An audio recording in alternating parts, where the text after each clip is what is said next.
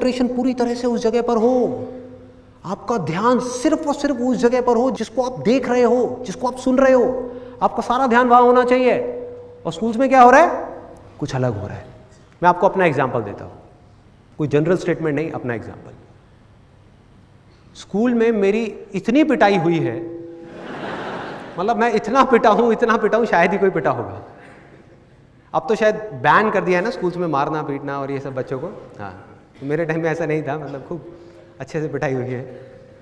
और मज़े की बात यह है कि मैं ना तो कोई शरारत करता था, ना कोई लड़ाई झगड़ा करता था, होमवर्क भी अपना टाइम पे करता था, मतलब स्कूल में कोई गलत काम नहीं करता था, फिर भी पिटाई होती थी। मेरी सिर्फ एक प्रॉब्लम थी, सिर्फ एक, कि जब भी कोई बोरिंग क्लास चल रही होती थी तो मुझे उबासी आ जाती थी। कि टीचर कुछ पढ़ा रही है, देखा मेरे को उबासी लेते हुए बुलाया, गेट आउट। ये रोज का था। कई टीचर्स थी वो थोड़ी सी दयालु थी, तो वो सिर्फ कान खींचती थी, कोई पीछे से मारती थी, कोई बाहर ले जा करके खड़ा करती थी। तो ऐसी चीज़ें बहुत हुई है मेरे साथ में। तो धीरे धीरे मैंने क्या सीखा अपने इस एक्सपीरियंस से कि भैया अगर पिटाई से बचना है तो वही करो जो बाकी के बच्चे कर रहे हैं। मतलब कि ढोंग करो उस टीचर को सुनने का। और वो कब हो सकता है?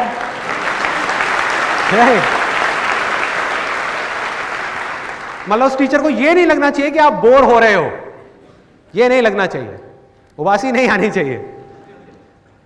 तो फिर मैंने क्या तरीका निकाला उसका कि टीचर पढ़ा रही होती थी, मैं हाँ हाँ हाँ हाँ कर रहा होता था और माइंड में कुछ और सोच रहा होता था, कहीं और अपने ध्यान को ले गया।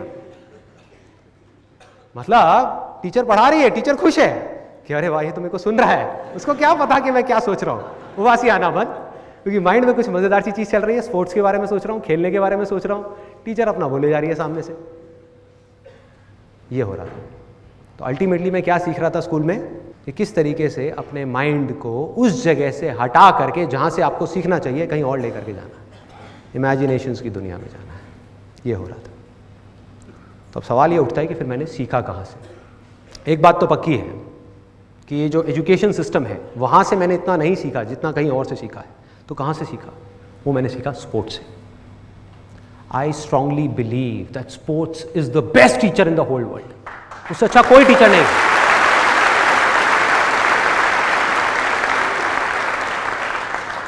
और यहाँ पर एक छोटा सा कन्फेशन है, मैं कहीं पर भी ये नहीं कह रहा कि जो एजुकेशन है वो इंपॉर्टेंट नहीं है। एजुकेशन बहुत इंपॉर्टेंट है, उसके बिना आप सर्वाइव ही नहीं कर सकते इस दुनिया के अंदर।